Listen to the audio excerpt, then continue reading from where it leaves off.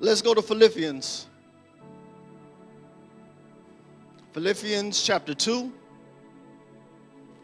Philippians chapter 2, I want to read into your hearing verse 12 and 13. The text reads as follows: Therefore, my beloved, as you have always obeyed, not as in my presence only, but now much more in my absence, work out your own soul. Work out your own salvation with fear and trembling. For it is God who works in you. Somebody say both to will and to do. One more time, say both to will and to do. For his good pleasure. You can take your seats. Chapter 2 of the Philippians epistle opens with exhorting the hearer in Yeshua to oneness and altruism. I'll say that again, is oneness and altruism, oneness in the spirit, compassion and purpose. He's talking about a singleness of mindset towards the things of God. The way that it is accomplished, of course, is in the spirit, and we ought to have, I don't want to stay here too long, but we ought to have compassion one for another. If I could give you a word for that, remember that you've been washed. Remember that you've been through some things, that you've had some struggles, that you've had, there's some things that you've achieved mastery over, and there's some things that you still struggle with. Am I talking to anybody? There's some things that used to bother you that you rarely even think about anymore. And there's some things that you know if it happened, it'll disrupt what you're trying to do. And to somebody else, it'll be something like minuscule, and to you it's major. Are you hearing what I'm saying? But the text is exhorting the hearers of the time to have compassion and to have the same mindset and purpose, the mind of Yeshua, the mind of Christ, if you will, altruism in genuine interest of others. So not just this self-centered thing that we kind of have in the Western church, where all the word needs to be about us and our situation. Right? And it's not that we're going to negate our responsibilities. It's not that we're going to negate the things that you and I need to do. But we ought to have interest. I'm talking about those in fellowship. We ought to have a genuine interest in other people's, what they're going through. Not trying to get into their business. Are you hearing what I'm saying? I'm not talking about being nosy, but taking a genuine interest in their welfare. A genuine interest in their well-being, a genuine interest in the steps that they're taking. Like, where are you? You keep saying that you want to start a business. Where are you in your business plan? Where are you since the last time that I talked to you? Because it seems like sometimes we'll get in fellowship and we'll always want to spill out what we're doing and what we think, but we're not taking genuine interest in the others. And for some folks, when you take a genuine interest, they still be, you know what I ain't going to do with you this morning. You be looking out for their well-being, but they don't be listening. Anywho, but I'm serious though, it's taking a genuine interest in others. That's what this text is talking about. So watch this. Not only just taking a genuine interest in others, but watch this, doing it independent of reciprocity. I wonder, can we take interest in somebody else without being like, okay, now wait for me to tell me myself? See what I'm saying? Not doing it that way. And then this is true servanthood. So the chapter continues advising a Messiah-like mindset, watch, who exercise humility in the reality of his highness. Let me say that again. He exercised humility in the reality of his highness. And so it seems that some of us who have matriculated in the hierarchy of what we call church sometimes act like we can't be humble, that we can't, watch this, take on the role of the servant, which is what we're supposed to be. We're supposed to be servant leaders. And so when we talk about leadership, the thing that we all want to do first in leadership is, watch this, show and then tell. It's elementary. Now you're hearing what I'm saying. And so he exercised humility in the reality of his highness. Watch this. Who also exercised obedience, even unto a criminal's death. Watch this. It's one thing, because some of us might have this whole misnomer of being a martyr. This was nothing. Watch this. This was nothing glorious. This wasn't the movie that you watched. The movie did it nice. They beat the man beyond recognition. You couldn't tell who he was or what he was. Are you hearing what I'm saying? But to die not just an unjust death, if you will, because he was innocent, but to die a criminal's death, to take on a curse, right? To die as one that was cursed. And so, therefore, this is why Yeshua is exalted prophetically. And prophetically, his acknowledgement will be universal to the glory of the Most High. Consider this. Watch this. Embodiment and impersonation are not the same thing. I'll say it again. I say embodiment and impersonation are not the same thing. Embodiment speaks to personification. Let me put that in scriptural terms. Living epistles. Impersonation speaks to parody. And I feel too much now. Sometimes anybody ever look at the little funny church stuff and get a little agitated? And it's like they make a mockery of the church. And I found myself watching one particular thing, and I started to laugh, and then I got mad that I was laughing. And I had to ask myself the question, what was funny about that? Because for a moment, I let my flesh lead. Okay, see, we don't like to deal with stuff like this. For a moment, my flesh like, that's funny. I ain't got to lie about it. My flesh said that was funny, but my spirit was like, what's funny about that? What is comedic about that? Do you understand what is happening? Because sometimes we make quote-unquote Christian content for the world. I say sometimes we make Christian content for the world. We're not here to please the world or get along with the world or make the world like us. You hear what I'm saying? And so some of the things that we do, instead of being the embodiment of the text, instead of being living epistles, we're more impersonating somebody playing to be a Christian. And truth be told, I'm not interested in being a Christian anyway. I am not interested in being a Christian because the term Christian is a mockery. Are you hearing what I'm saying? So you got to know the root of a thing to understand the fruit of a thing. And this is why everybody can call themselves Christian. But how many can be Kodash? How many can be holy? How many can really be of the way? I always say this when I talk about that. How is it that the term that was there for centuries, generations, when Yeshua says, I am the way, it hit a whole different level for them because they didn't just think about a path. They understood it as a pronouncement. They understood it as the prophecy that comes with it, the promises that come with it, the precepts that come with it. Are you understanding what I'm saying? But somehow that distinction was lost to time. And many took on the identification that Father never gave. Let me get back to the text.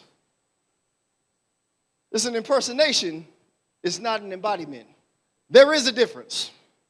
I hope I'm talking to somebody. Verse 12 says, therefore, my beloved, as you have always obeyed, not as in my presence only, but now much more in my absence. Get the principle here. Corporate gains are realized with personal enterprises. Let me say it one more time. I said corporate gains are realized with personal enterprises. Evidently, there was corporate consistency and integrity concerning obedience. That's apparent in the text.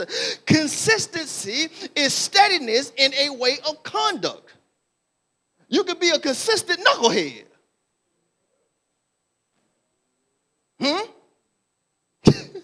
So it's steadiness in a way of conduct. Watch this. It is sustaining by its nature. I'll get to that. Integrity is honor in a way of conduct.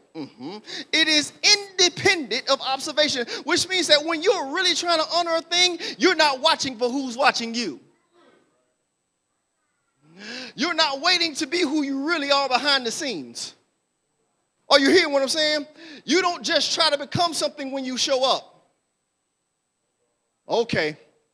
Because some of us, when we get up here, we got everything to say and we got all the sound to have, but then the minute that we step outside, we're quiet. Want a position on the platform? I'm talking about what I'm talking about. You want a position on the platform, but you don't talk to nobody that you work with. Help me understand it.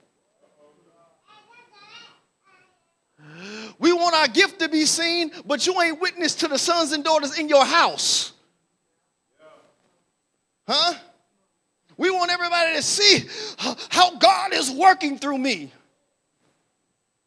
But you can't work with nobody. If somebody think that you have half a bit of Bible in you, but you ain't never got time for them.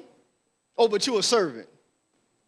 If you can only serve when you show up, are you hearing what I'm saying? Because some of us, we understand this because we don't really like the jobs that we have. Let me step into your living room a little bit.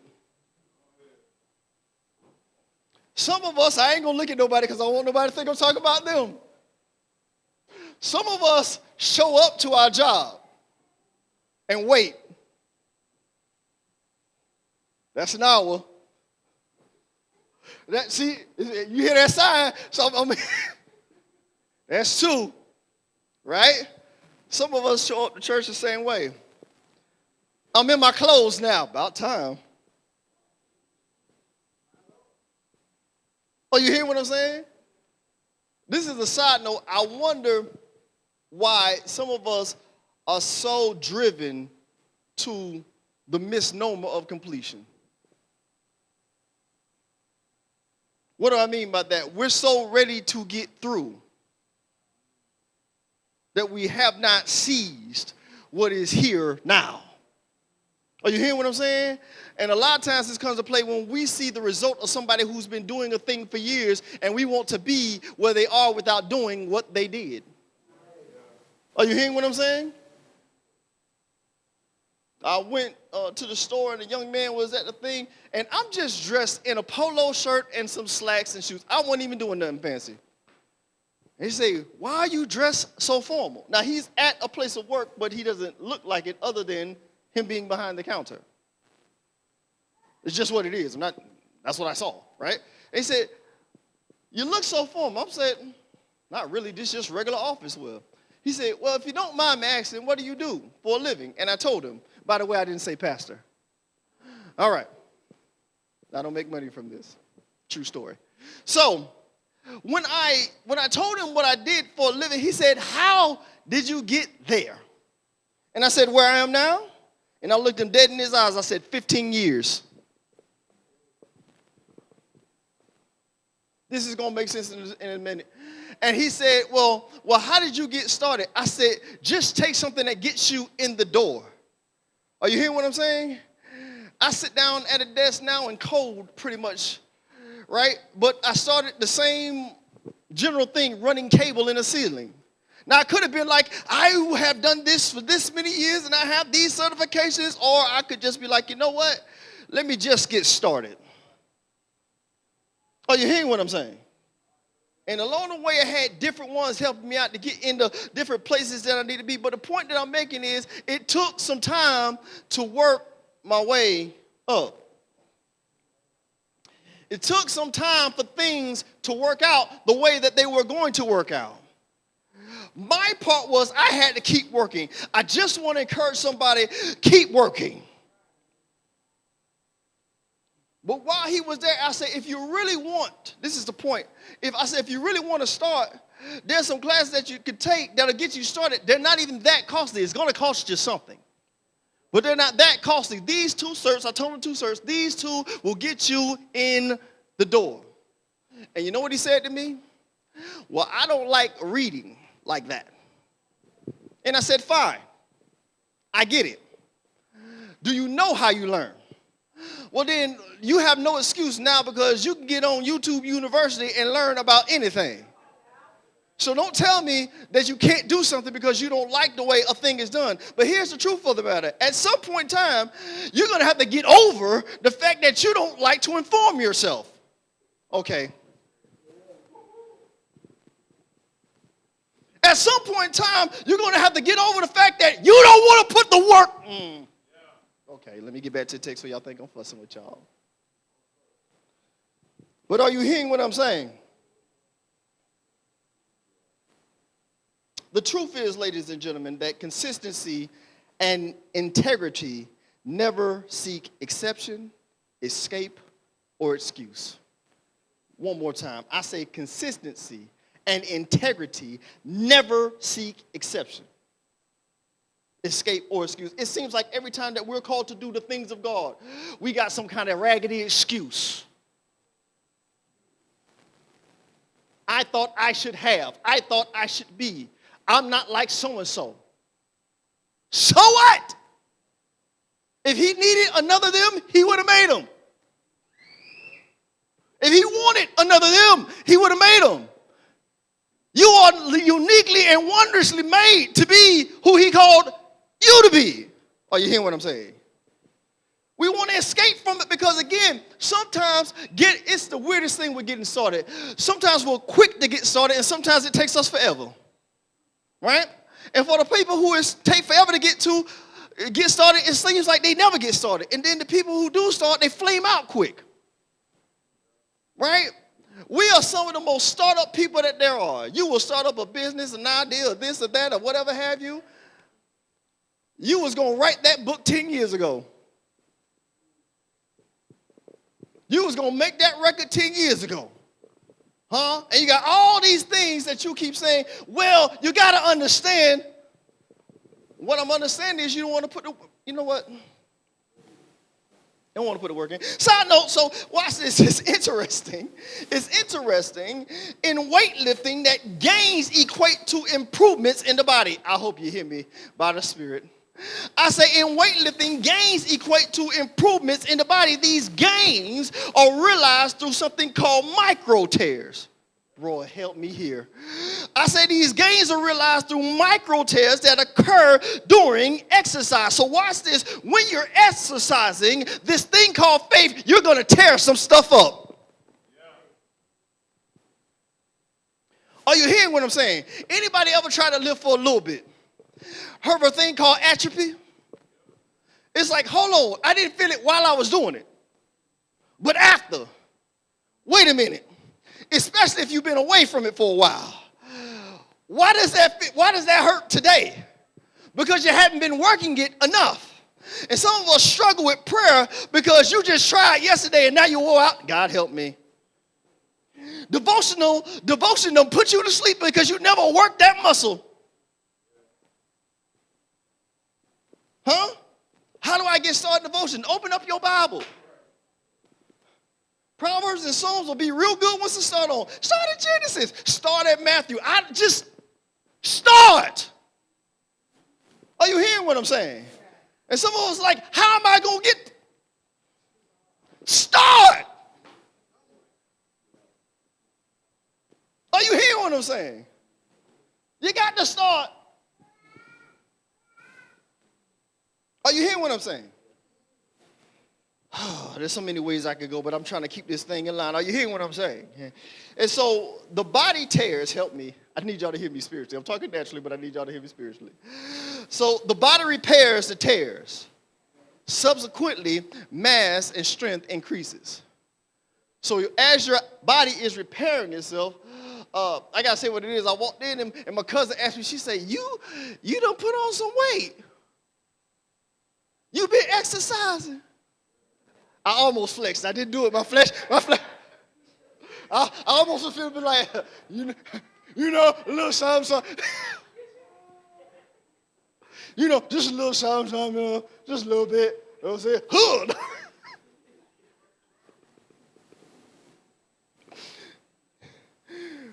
but mass and strength increases. Watch this. Lifelong training leads to long-term fitness. I say this. Lifelong training leads to long-term fitness. One more time. I say lifelong training leads to long-term fitness. And watch this. When you get in that gym, when you get in that workout room, they say this, I heard this, they say the heaviest thing in the gym is the door. It's opening that door. Because you know once you get in that door, watch this, there's some things that's going to have to move around. Can I give you a personal testimony? I hope it makes sense to you. Here's my thing. I've got all these nuances about myself. Maybe y'all don't have none. When I work out, I don't really want to be around a whole lot of people. I don't like being crowded. I don't like sharing equipment. Can I be honest? When I walk into the gym that I go to, if somebody is in the section I want to go to, I have questions. Why are you here? Y'all ain't got nuances like this. It's okay. It's okay. It's okay. I'm him, right? Why are they there? But the time that I go is not a time that everybody goes. And I go at this time because I have that nuance. So instead of making an excuse, I make execution. Do you understand what I'm saying? I make moves. So instead of making excuses, I make moves. So can I tell you something? Instead of making excuses, bust a move. Okay. And so when you get in there, and this is the time I honestly go, you can look at the charts and everything there. Every morning, well, 6 days a week, I'm in that gym 2 o'clock in the morning. And so there'll be some people, I'm talking about people that want to work out. I'm talking about people that are trying to increase in strength. And we'll say things like, I just don't have the time. I've been wanting to, I probably won't, but I've been wanting to because they have a big old clock in the gym. I just want to stand like this. I don't even want to take a picture of myself. You don't need to see what I'm doing because I'm not doing it for you. But I just want to take a picture of that clock and I say, tell me again, you don't have the time. Now, there are people be like, well, I can't get up at that time. But what time can you get up? Or do you not want to get up at all? Are you hearing what I'm saying? I just can't. I was talking to Sandy. She's like, I can't break sleep like that. I'm not asking you to break your sleep. I'm saying, when are you going to work it out? Okay. That's a personal thing. Let's bring it back. So again, verse 12 exhorts that on the account of corporate consistency and integrity, work out your own salvation with fear and trembling. Don't miss this. Salvation is an active exercise. I say salvation is an active exercise. Let's be clear. Work is involved. Somebody say work is involved. So watch this. Be it the work of the ministry, the work of evangelism, the work of the Lord himself. Are you hearing what I'm saying? Let me give you, for instance, Matthew 28:19 says this. We ought to be very familiar with it. It says, go, therefore, and make disciples. Go, therefore, and make disciples. So once we set under enough teaching, what we ought to be trying to do is expand the kingdom by making disciples. Now watch this. Discipleship takes some devotion. It may be easier. I'm talking about what I'm talking about. It may be easier to go knock on the door and somebody say, oh, I received him, and now you got a soul. Meanwhile, that soul never went back to church. That soul never picked up a Bible again. Are you hearing what I'm saying? And so sometimes we think that we're expanding the kingdom simply because we've given somebody exposure. But exposure without exercise is empty. Are you hearing what I'm saying?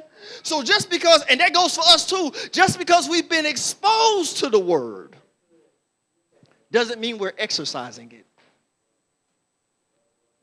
Just because we've been taught how to pray doesn't mean that we're praying. Just because we've been taught what true worship is doesn't mean that we're doing it. I could teach you, we could be taught about, because it's not about me, but we could be taught about true worship, but then we still want to make it about a feeling. And worship will tell your feelings to shut up. I don't feel like sacrificing my son. Nobody asked you about your daggone feelings. Right? It's got to be follow through over feelings. Every time. Are you hearing what I'm saying? Somebody say follow through. Over feelings. By faith. Every time. Every time. Without exception. Without exception. Without excuse. Not trying to escape. Don't tell me you're too young. Don't tell me you're too old. Please don't tell me you don't have time. Because I'm trying to figure out why you're still breathing. Ooh. Huh? And the thing is, some people, I've literally heard this. They be like, who wants to come to church and get beat up? I've heard this. Who wants to come to church and get beat up? Well, see, you got to understand, my mentality is a little bit different because I go to the gym knowing that I'm about to be in pain. I know that I'm going to the gym. I know I'm about to tear something up. Are you hearing what I'm saying? And so I go there. There's nobody who's ever did any kind of exercise that goes into the exercise like, this is finna be easy. Right? Because even if you plan on walking some miles, them first couple steps feel real good. Anybody ever set that pace count? I'm going to do 1,000 steps today. You got the 4, and you was like, now mind you, the 4 that you accumulated was in your house. Let me go back over here. Somebody get Minoso 7. Now, man, don't you talk about my house circuit.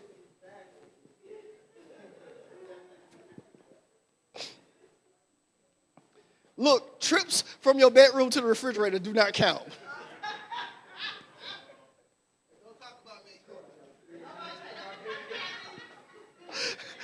Them steps counted. I hope you're hearing what I'm trying to put for a principle here. But are you hearing what I'm saying?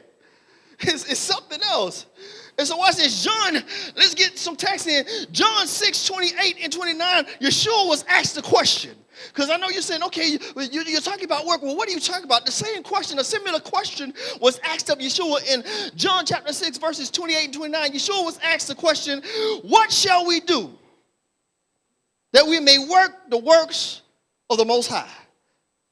Yeshua answered, this is the work of Yah. This is the work of Yah, that you believe in him whom he sent. Make no mistake that the work of the Most High is never outside of his way. Most of us don't even understand what a faith work really is. A work of faith ain't just because you believe something is going to happen that it's going to come to pass. That is not work of faith. Are you hearing what I'm saying? Well, he said that the Bible said that faith without works is dead.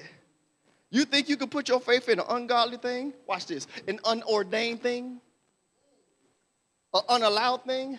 I always make the correlation that David wanted to build a temple for God, and God said, no. You can't do it. You're a bloody man, David.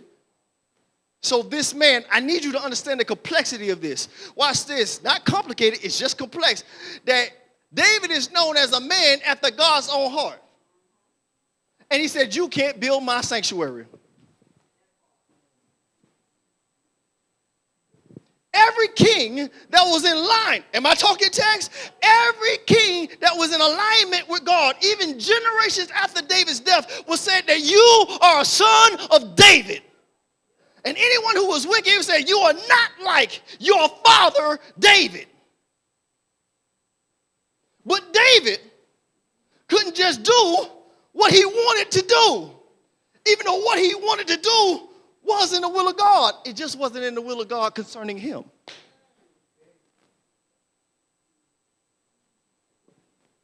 Watch this. He that began a work in you will complete it.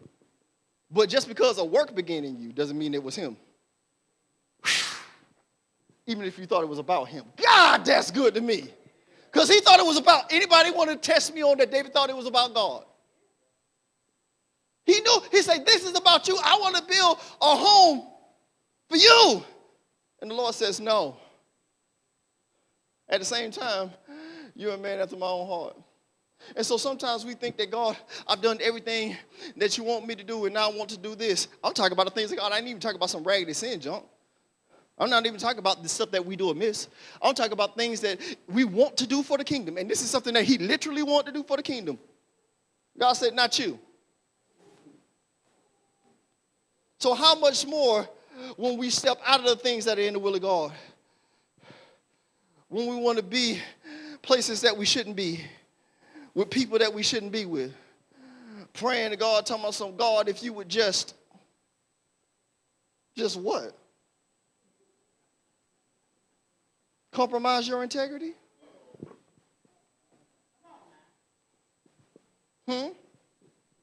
Because now, make no mistake that I get up 2 o'clock in the morning to lift weights, but I ain't going to nobody else's house. Okay. Because see, some of us get 2 o'clock alarms and it's to work out all right. Let me go back to the text. Hey, if you ain't know what I'm talking about, grown folk, come talk to me in the back. This here. Huh? How about someone will break a sweat? Anyway, let me go back over here to the. What? Who? Lord? Oh, my bad. Let me come back over here.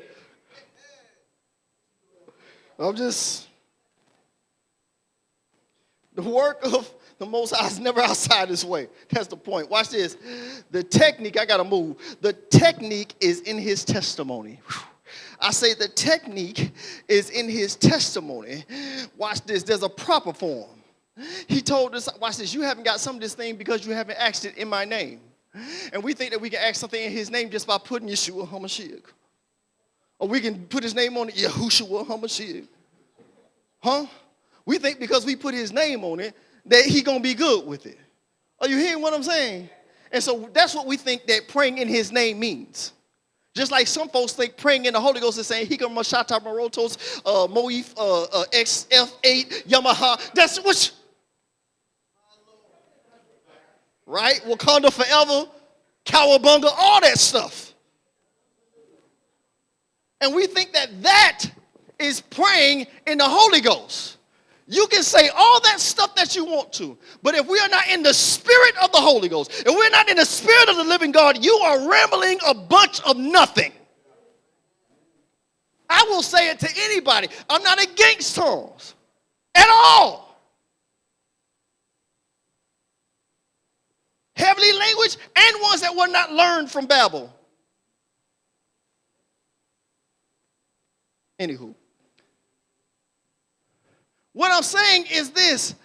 You can do all that stuff, but if we're not doing it in the spirit of what God is, if we're not doing it in spirit and in truth, it is nothing.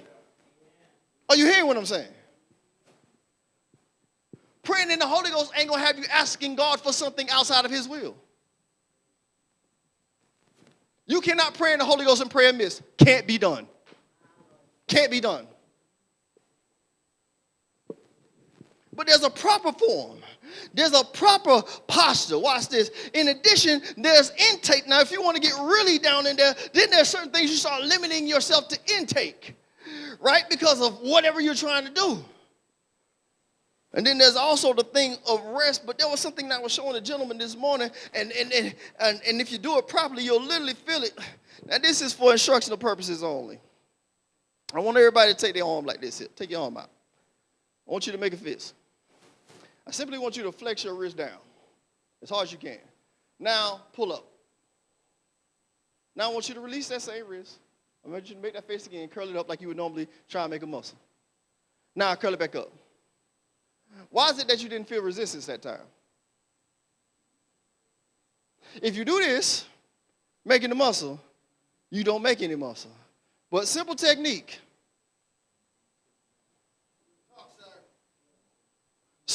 Simple technique. And all of a sudden, Now, hold on. That felt different, right? It wasn't something major. It was something subtle. Can I tell you something this morning? There's some things that you thought that you had to make a major change. God said, just shift this way. All I needed to do is just bend this way. All I need to do is posture yourself this way. This time when you pray in my name, understand that my character comes with it. When you pray this time, watch this, my compassion is coming with it, but so is my correction. Are you hearing what I'm saying? Watch this. Sometimes my answer is going to cause you to change course of what you've been planning for years. Okay. Sometimes my answer is going to unsettle you so that you can be established. Are you hearing what I'm saying? So James, I want to move. So James chapter 2, verse 17, we're familiar with this one as well. It declares, faith by itself, if it does not have works, is dead. Now in context, the text is talking about an offer without an offering is null and void. It's saying, be warm and filled. He said, I'm paraphrasing, but he said, if you don't actually offer them provision, then what did you do? And so sometimes we're telling people, watch this, that to be spiritual when they need something natural, help me. Sometimes we're telling somebody, watch this, we're trying to tell somebody to do a thing that we won't provide. And so many of us want people to get better, but we don't have the maturity for reconciliation. We don't have the maturity for restoration. Are you hearing what I'm saying? Let ye who are mature. Are you hearing what I'm saying? We want everybody to restore us when we mess up, but when somebody else messed up, see, I knew they wasn't really. How is it, side note, how is it that after somebody falls, you know everything about them? How's it about after somebody make a mistake? Now, I knew they was always. No, you didn't. Because you wouldn't rock with them.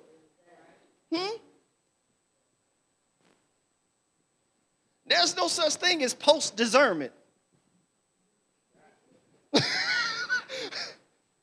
I always, and don't they squint when they do it too? I always knew. No, you didn't. Blinded and all get out.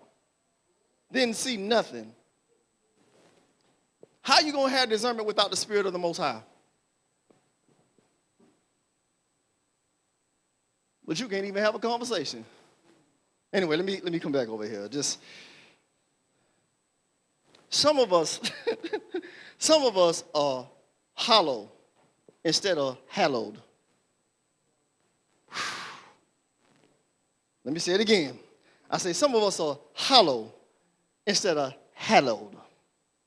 I'll let that one just float around in your spirit. I want you to consider this. Watch this. Let's go to Psalms 90 real quick. I want to put something in our vision right here. Watch this. Psalms 90:16. Psalms 90:16 says this, let your work appear to your servants. He's talking to the Most High. This is actually the closing verses of a prayer of Moses. And he says, let your work appear to your servants and your glory to their children. Here's the thing. Verse 17 says, and let the beauty of the Lord our God be upon us and establish the work of our hands for us. Let me say it again. Our God be with us, right? Our God be upon us and establish the work of our hands for us. Yes, establish the works of our hands. And so watch this. If I'm relying on the Most High to establish the works of my hands, then I'm never going to put my hands on things that are outside of his will. Do you understand what I'm saying? They may look, watch this, they may look funky or contaminated to somebody else, but as long as I'm doing the will of God, are you hearing what I'm saying? And so watch this. Yes, establish the work of our hands. We understand that, watch this, Moses has intimate knowledge of this because the work of his hands included a staff that he was carrying. I said the work of his hands included a staff that he was carrying, but until God told him what to do with it. He didn't find, God did not drop some staff out of heaven and be like, here is your, he was not standing in some, no, none of that. He already had it. But God said, this is how you use it. So I'm telling you that there are things that are already in your hand. Help me, Holy Ghost. There are already things in your hand. Don't shift what's in your hand. Just let him tell you how to use it. When we read scriptures like teach my hands to war, I think we only think that applies to praise. That is not what that text is talking about. It is saying literally cause me to be a scrapper. Okay. I want to get busy with these hands. Are you hearing what I'm saying? I want to give somebody a two-piece and a bit. Never mind. Not the syrup out of something. Let me get back over here. Some of us need a hands-on ministry for real. Are you hearing what I'm saying? There's some things that you got to move around in your life. There's some things that you got to knock down in your life. And we're saying, God, he says, no, watch this. I'll establish your hands to do it. Are you hearing what I'm saying? Somebody say, all hands on plow. Yeah, like that. Because no hands, no harvest. Are you hearing what I'm saying? No hands, no harvest. If you ain't ready to throw hands, don't come looking for the harvest. Isn't it funny how the fighter always has an entourage that can't fight? Yes, sir. Huh? Yes, sir. David killed his tens of thousands. You get them. You hear what I'm saying? But there's some things, watch this, there's some things that he wants us, that he understands. Watch this. Moses, he said, establish the works of my hands. Watch this, because sometimes I don't know what I'm doing. Sometimes I don't even know what I have already. And I just can't stay away from it. Watch this. Even if you don't have it now, can I say it, New Heights? You will have everything you need by the time you get there.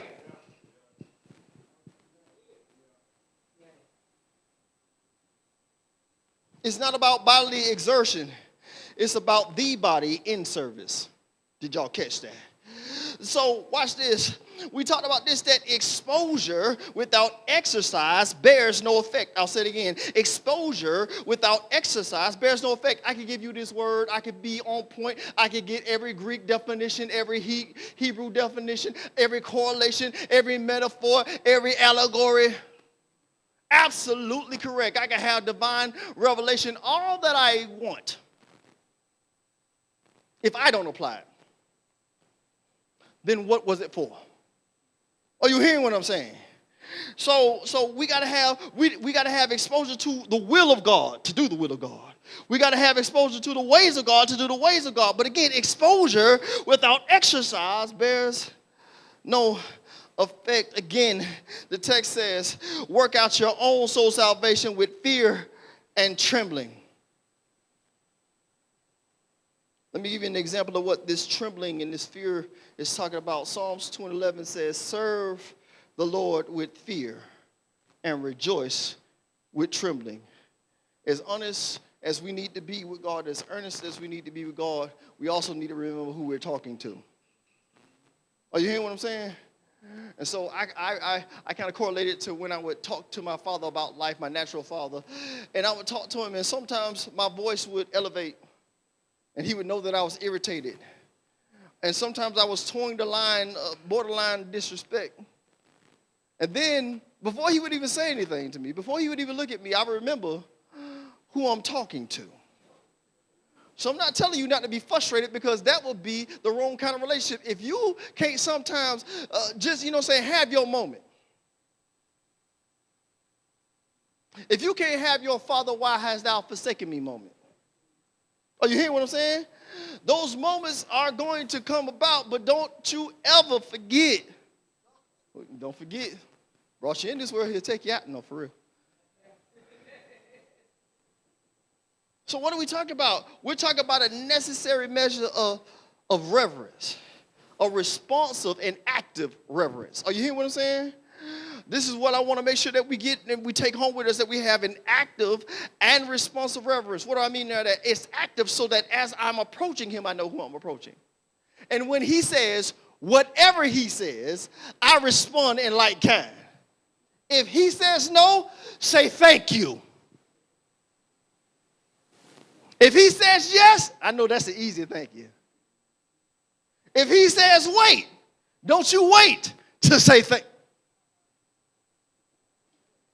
Because watch this. Sometimes, here Holy Ghost on this one. Sometimes he's telling you wait by not telling you when.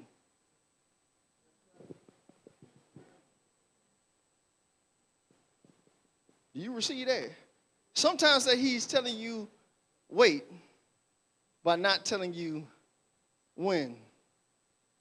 David, your when is coming. And you'll know when. Joseph, your time is coming. And when it happens, it'll have Abraham. Your time is coming. He never told Abraham when he was going to realize the promise. He just told him that. Oh, you hearing what I'm saying? So I'm telling everybody in this room that is hearing the word of the Most High that watches what he said is going to happen in your life is going to happen. When is only a matter of time. The question is, will we keep working in the meantime? Because sometimes, if I make the correlation back to the weightlifting, sometimes when you're trying to get the next weight, do you know that 5 pounds will mess you up? Do you know that when you're trying to, all the fellas in here know this one, right? Because every fella in here done tried to max their bench. Lie to me and say that you didn't. Everybody done tried, they got under that ball at least one time, right? And like, let me just see what I can do, right? Now, when you're going for your max, typically, if you're wise, you're going to have a spotter.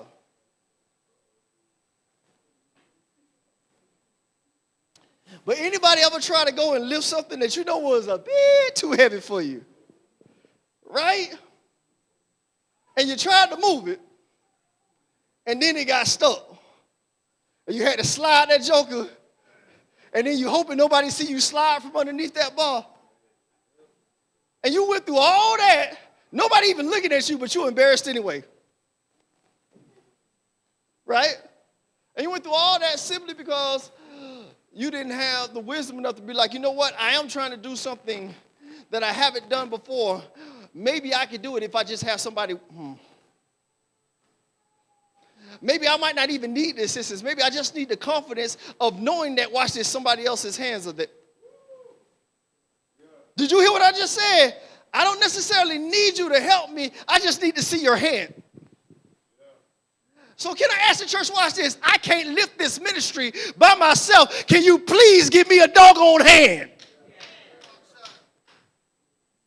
Watch this. You can't, I know that was crazy. I say, watch this, you can't do the work that you're trying to do by yourself. Let me lift.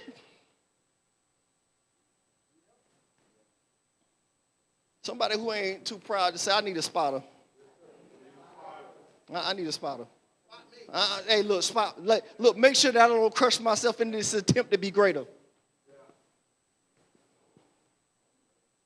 Okay. All right, maybe I need to close this thing on now.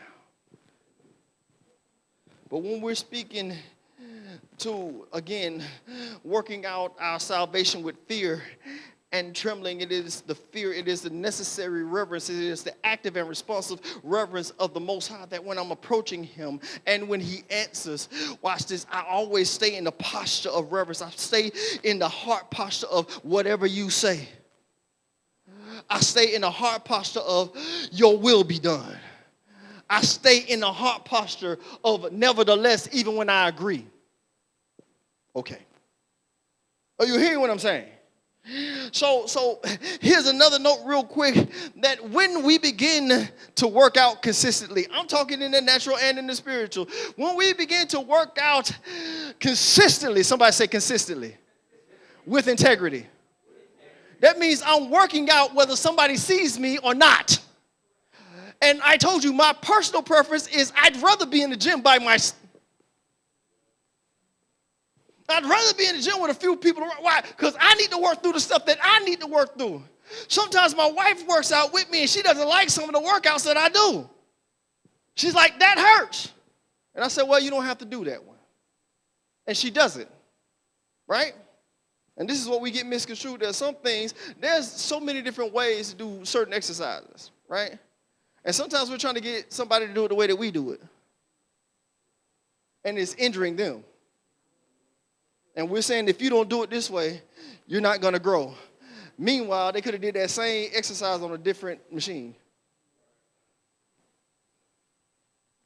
They could have did it with a different posture. I'm telling y'all, there's so much stuff since I went back to the gym. It's blowing my mind. I was like, how is this ministering to me? Because everything does. So I used to do dumbbell presses straight up, you know. And anybody that does dumbbell presses straight up know that your shoulder is going to be uncomfortable. Then I watched somebody else lifting. I got 2 of these, and I'm going to give you out your way. I watched somebody else lifting, and they simply just turned their hand at a 15-degree angle. I said it can't be that big of a deal. It can't be that subtle. It can't be that. That's all I had to do. So I took a weight that I had been struggling with. Because I was like, well, I've been struggling with this one anyway. Let me just see if there's a bit. And I just turned. Why don't that hurt? Because your posture changed. Watch this. It still requires that I show up at the same time. It still requires that I put the press into it. But because the posture changed, it wasn't as painful as I had made it out to be. And there's some things that are going to take a press, but it doesn't have to always be as painful as we. Last analogy, and I promise I'll be out your way. There was this one big guy. I won't name names because we ain't trying to preach people, but there was this one big guy, and he's known for being a big guy. And there's this other guy off camera telling him, now this guy is built. You hear what I'm saying? Just now, ladies, calm down. But he's like, gow. You know what I mean? Just like, he fit. You know what I'm saying? Wash clothes on his stomach. You understand what I'm saying? It's a big dude. Known for being big. Known for being big. And there's this guy that you can't see telling him, do you want your pecs to be bigger? I'm not trying to be in the flesh. I'm really trying to give you something here, right? He said, do you want your... Now watch this. This guy was already built. And there's somebody who you can't see telling him that you could be stronger than you are. And the thing that you're known for can look better than it does.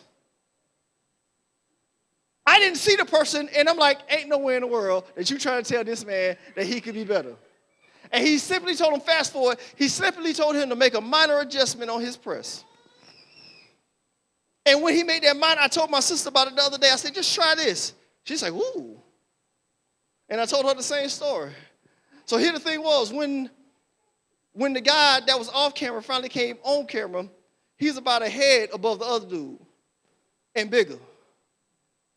See, when I didn't see him, because the person I saw, I thought that they had it figured out. Y'all missed the message. Y'all missed the message. I said, when I saw the person who they were, so watch this. That pastor that you're looking at, that you want to be like, there's somebody behind the scenes who's bigger. God help me. I said, for that person, that prophet that you just be like, I just want to be, if I could just get that size. And meanwhile, there's somebody behind the scenes that's taught them how to do this thing properly. Watch this, and it ain't no man. And so watch this, if we would get the technique from the testimony, then watch this, we could grow beyond the measure of any man. But we got to apply the technique. Are you hearing what I'm saying? No matter how big we think we are. No matter how well known we think we are, what happens with a lot of people that get up in stature, they forget who brought them over. Are you hearing what I'm saying? I hope this is making sense. So exercise is a session or regimen of sessions requiring effort, its purpose for sustainment and improvement. Now take notes that results can be expected based on continuous output. I say it again. Results can be expected based on continuous output. But here's the reality of the situation. In the spiritual, results can only be expected based on continuous input. So no matter what we put out, because I want to make it very clear, we're not talking about earning anything here. We're talking about the consistency of being a conduit. We're talking about the consistency of being utilized, the consistency of being active and responsive with our reverence. Because if we were active, we would know how to go to him so that we could ask him what he wants us to do. And whatever he told us to do, we would be responsive, whether it was a yes, a no, or a wait. Last thing, the workout works through him. The workout works through him. Verse 13. For it is Yah, it is God who works in you both to will and to do. Somebody say to will and to do. The text says for his good pleasure. Literally, he does it because it's divine, his divine prerogative. He says, this is how I want to do it. Are you hearing what I'm saying? This is what we struggle sometimes with. We struggle that in order to accomplish, we must submit. Are you hearing what I'm saying, church? In order to accomplish, we must submit. Sometimes I need to sit down and let somebody teach me what prayer really is. Sometimes I need to sit down and let somebody teach me what worship really is. Sometimes I need to sit down and understand that, what my calling really is. I can tell everybody in this room what your calling is. You ready? Holiness.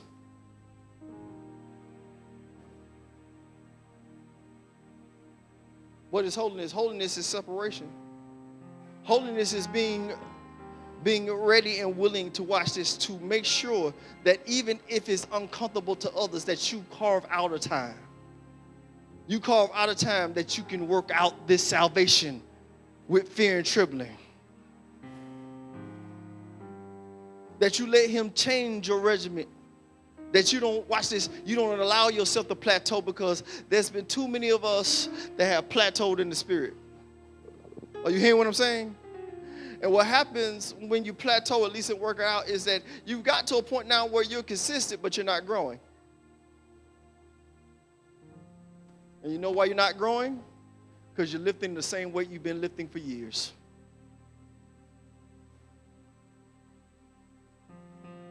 I want to go back to point number one. Point number one was this: corporate gains, or realized with personal enterprises. Isn't that something? That he started this whole chapter talking about unity, talking about having one mind. And then he comes to verse 12, and he says, work out your own. So you've been talking corporate, and then you get to this moment where you're getting personal. And this is what sometimes we miss in church. We're so busy listening for the personal that we miss the corporate. And the corporate call is to have personal accountability. Ooh. It's to have personal integrity. Ooh. It's to have personal consistency. How can you want to be used, but we don't know when you're going to be here?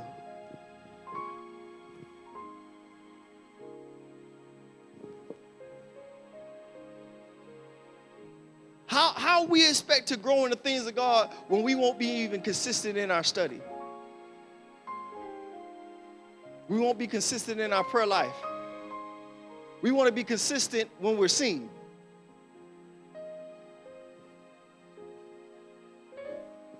But it's that time that you cut out with him where you like, again, I'm not working out. I'm talking about even in the natural. I'm not working out for anybody. I ain't going to no competitions. You ain't going to see me at the beach. Well, unless you're there. Then I'll probably still try to get away from you. Because I'm on vacation. Don't talk to me. I'm just joking. Sometimes. Anywho. But I'm not doing it. Even when I'm at the beach, I be in a hoodie. You know them little breathable things so I don't get burnt up? You know what I mean? Because I'm already on that side of the spectrum. I don't need to go no further. And I love being by the water, but you know what I'm saying? I'm probably the only two people go see in a hoodie. You know, it's a breathable one. But anyway, the point is, I'm not doing it so that I can show off. Are you hearing what I'm saying? If you see it, you see it. But I'm not doing it to show off. So what am I telling us as I close here? I want to give you your message entitlement. Somebody say, work it out. Work it out when nobody's watching. That's integrity. Work it out every day. That's consistency. Work it out knowing that there's going to be some tearing. There's going to be some discomfort. There's going to be some humility. There's going to be a necessary weight that comes with this walk. There's going to be a necessary weight that comes with this press. There's going to be a necessary diligence to watch this, to notice that we're plateauing, that, hold on, I've been doing the same thing. I've been not making gains because I don't want to push myself to the next level. I'm comfortable because I'm consistent. Ain't that crazy? I'm comfortable because I'm consistent. But here's where consistency could take a bad turn. Are you consistently not growing?